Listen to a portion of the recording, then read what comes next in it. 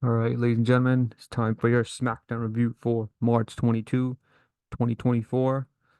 The whole Smackdown was pretty much about this face-to-face segment, main event segment between Roman Reigns and Cody Rhodes. Something felt off about this because they pretty much just rehashed some of the same stuff from before. Oh, do you trust Seth Rollins? Do you trust The Rock? Who runs the bloodline? Is it you or is it the final boss, The Rock? The only interesting thing that I thought they brought up was when Cody Rhodes brought up the Shield stuff during the promo. How the Rhodes family was the one to beat the Shield and give them their first loss, and how Roman got backstabbed by Seth Rollins and stuff. That was pretty much the only interesting thing on the segment. But I thought the rest of SmackDown just sucked. I liked the LA Knight AJ Styles segment at AJ Styles' house. Thought that was hilarious. But other than that, I just thought SmackDown just sucked the rest of it. And something else that was pretty obvious. The Rock was there just wasn't enough juice in that segment because The Rock wasn't there. So him not being there, and they talked about The Rock during the segment. Pretty obvious that Cody Rhodes, he's not the guy to beat Roman, man. It should personally, I think it should be Gunther. And if it's not Gunther, then you got to build up Braun Breaker because he just got to the main roster, so it's gonna take few years for him to get to the main event status, maybe 2 or 3 years, if not sooner. So I think it should be Gunther or Braun Breaker knocking off Roman to end this long title reign. And last year, I don't think they brought up the Shield during the build up to the WrestleMania 39 match between Cody and Roman. So I thought they just added that this year. Yeah, so that was pretty much all the show was about tonight, this face-to-face segment. All right, let's get to it. First off, we got Rey Mysterio. First match in like 4 or 5 months. When was his last match? Like October, November or something. We got Rey versus Santos. Rey tried to do a springboard move off the top rope. He slipped on the ropes, pretty much trying to shake off the ring rust. Rey hit a sliding splash to the outside. Santos put Rey into the corner. Santos went for a dive. Rey got out the way. And then that sent Santos to the outside. Rey stood on the metal pole and then hit a diving splash to the outside on Santos. And then back in the ring, Rey hit a springboard moonsault for a 2 count. Rey hit a seated senton on the barricade into the timekeeper's area. He usually does that move in the ring right there, but he did it on outside this time. And then you got some jabroni showing up in a mask after Santos hit the 619. The ref went to go check on Santos. Pretty obvious as Dominic. He got Wade Barrett on commentary going, if that's Rey Mysterio in the ring, or if that's Rey Mysterio on the outside of the ring, who's in the ring? Being a little troll, Wade Barrett. And then Santos hit the 619 again for the win. So Santos defeats Rey Mysterio. So he beat him because of interference. So I don't know if they're gonna do a rematch. Looks like they're gonna do Dom versus Rey again. But now you only got 2 weeks to build it. So what the hell is even the point of that? And they're gonna have Dom go over this year and beat Rey at WrestleMania this time, just to get his win back over Rey. Made no sense. They should have done this build earlier because now it might be too late. Not enough time to build this match. So stupid. Um, Next up we got Austin Theory and Grayson Waller. They defeat Luke Gallows and Carl Anderson. Didn't really care for that. Theory had his feet on the ropes. Grayson Waller's hung on, or he held Austin Theory's ropes while he did the pin. Just didn't really care for that. Next up, we got Io versus Naomi. Io Sky wins with the moonsault after the match. Asuka spit the blue mist into Naomi's face. And then Bianca tried to make the save right there. She tried to fight him off. And then she got attacked by damage control and they just beat the crap out of her. That was pretty much it for that. That was it. And then Yeah, so it's just gonna be like a tag, and Jade Cargill's making an appearance next week. So she just gonna have like a regular segment, or she gonna have a match, or she gonna be involved this feud, team up Bianca and Naomi as Damage Control.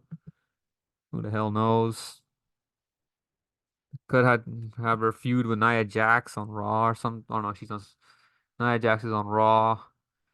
You could do, yeah. Jade Cargill could team up with Bianca, I guess. Face two members of Damage Control, maybe for the tag title or something. I don't know. Do something. It's not a lot of storylines outside the Bloodline stuff, really. The build has been terrible for all these other matches. All right, next up we got KO, Kevin Owens, and Randy Orton. They pretty much challenge. Oh no, I think Pretty Deadly challenge KO for a match, and then he's like, they pretty much uh told KO go find a partner. Nobody likes you or whatever. So Randy Orton just popped up out of nowhere. Now it's gonna be KO and Randy Orton versus uh Pretty Deadly next week, and then the segment's over. KO and Randy leave, and then KO punches Pretty Deadly at the same time, just like he did a few months ago on who was it? Austin Theory and Grayson Waller. Pretty much the same thing. Stupid comedy nonsense. All right, next up we got AJ Styles. Got WWE documentary crew at his house filming. And then all of a sudden you hear somebody's honking on the horn outside. Gosh dang it, who's out there? Is that LA Knight? Get to it right there. He's going, yeah, it's on site, AJ, it's on site. And then the camera feed goes down as they're fighting. Hold on. Where is it? Yeah, right there. Feed goes down. And then the freaking cops show up. So we get the dash cam footage right. Oh, hold on. Right there. Yeah, you can pretty much see it's a dash cam footage. So they're fighting in the front yard. Cops show up and they arrest LA Knight. They put him in the police car. It was hilarious. And then he's pretty much saying, "Oh, show up on SmackDown next week, or I'm gonna show up in your house again." Yeah, that was it for that. Right there, him getting arrested, and then there's Samoa Joe, Joe's girl Wendy right there. How's the girl Wendy doing? It was a hilarious feud with Samoa Joe and AJ years ago. Yeah. So I thought this was hilarious. This was my favorite part of the night, easily, since the main event segment between Cody Rhodes and Roman Reigns was pretty much just a letdown, in my opinion. But yeah, it's gonna be LA Knight versus AJ Styles. So hopefully they got an in-ring segment next week and do some more building for this feud. But why would he go all the way there to his house, but he doesn't go in the house? Like break some windows or some shit. Even what's his face? When Seth Rollins and Edge were feuding. Then yeah, Seth went into his house and into Edge's house, right? And he drank his, what was it, orange juice or 2% milk or something. He ate his cereal or some shit. When you do that, or when what about when Triple H went into Randy Orton's house and beat the shit out of him? He threw him through the front windows, man. Do something exciting, just other than just fighting in the damn front yard. So they just missed an opportunity there. All right, next up we got Street Profits against Authors of Pain. Authors of Pain did a power bomb. They hit a power bomb on Ford on the outside into Angelo Dawkins. Then AOP hit a double clothesline combo on Montez Ford. Angelo Dawkins broke up the pin. And then Montez Ford just does like a random pin on one of the members of AOP. So they're gonna face Grayson Waller and Austin Theory, and the winner of that match next week is gonna face or go to the six man tag team ladder match. Or I mean the six tag team ladder match, whatever. Six teams. Six tag teams. So probably Street Profits gonna win.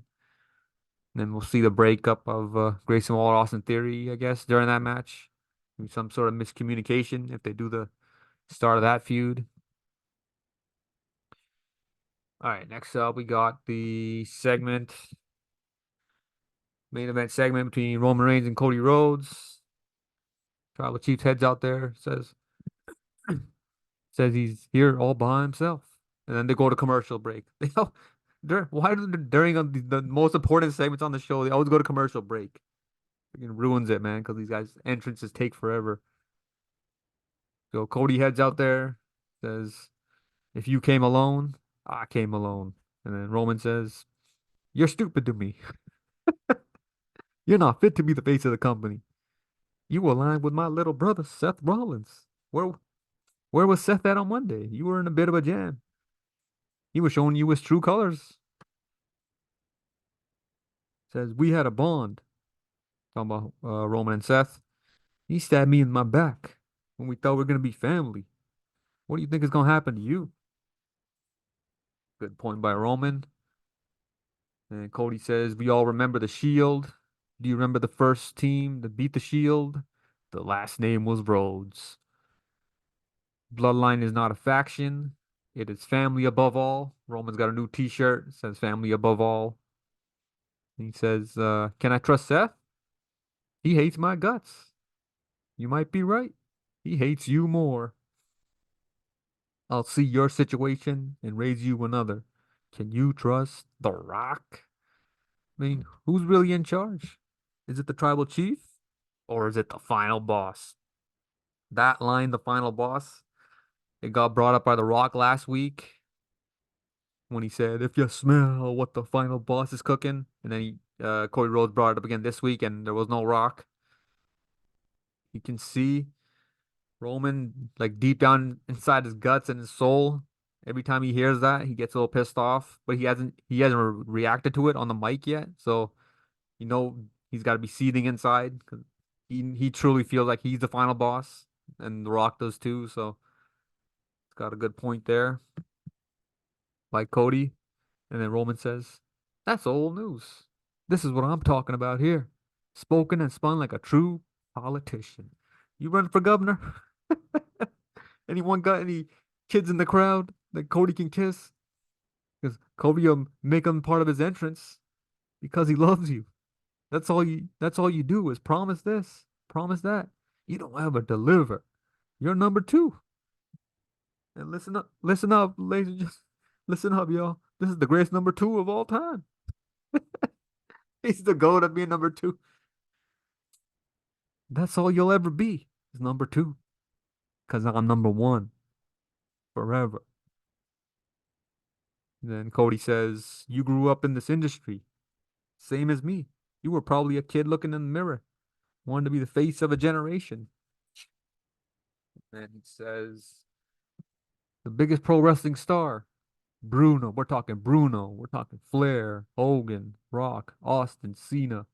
The generation that follows us, our kids will probably grow up wanting to be the next Roman Reigns.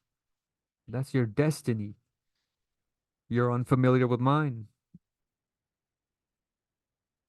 I'm the greatest number two. When it comes to who defeats you for the championship, I'm not number two. I'm the one.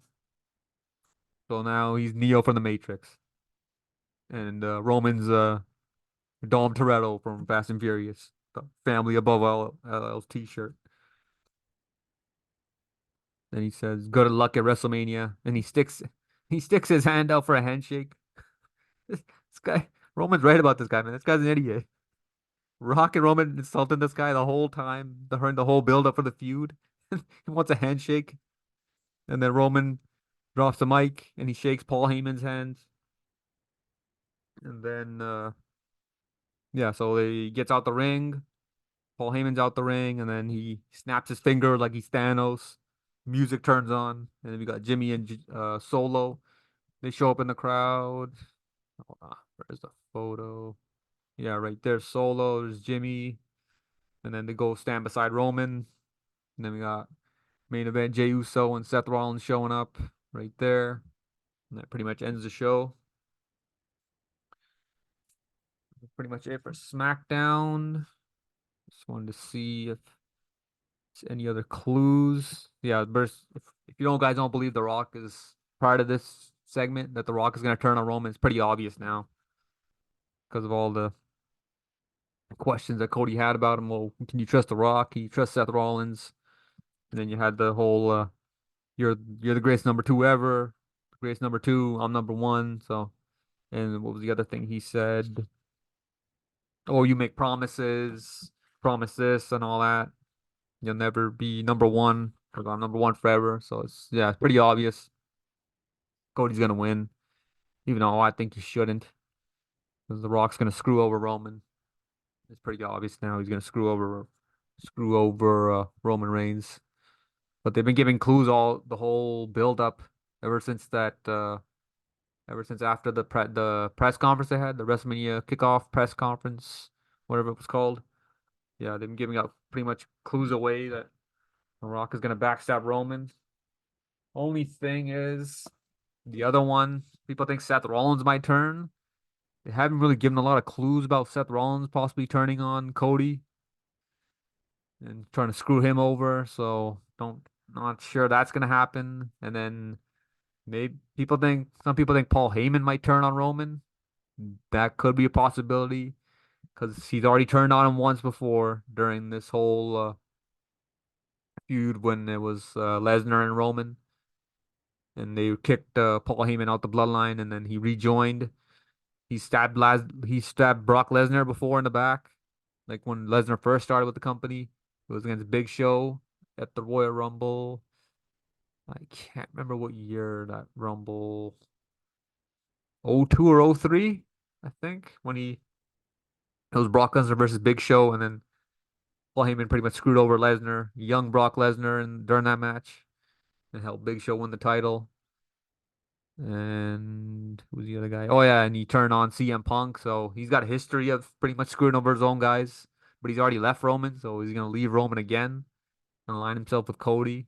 Because the move after WrestleMania, if Cody win or when Cody wins, the obvious move is to turn him heel. So because you got pretty much, I don't think they got a lot of feuds left with him. People are gonna get sick of Cody because all he does is cry during his promos. So I think the fans could turn on him. And yeah, so the right move is to turn Cody heel, I think, after WrestleMania, because the fans is just gonna get sick of him, and it's pretty obvious the way this is gonna go after WrestleMania. So that was pretty much it for SmackDown. See ya.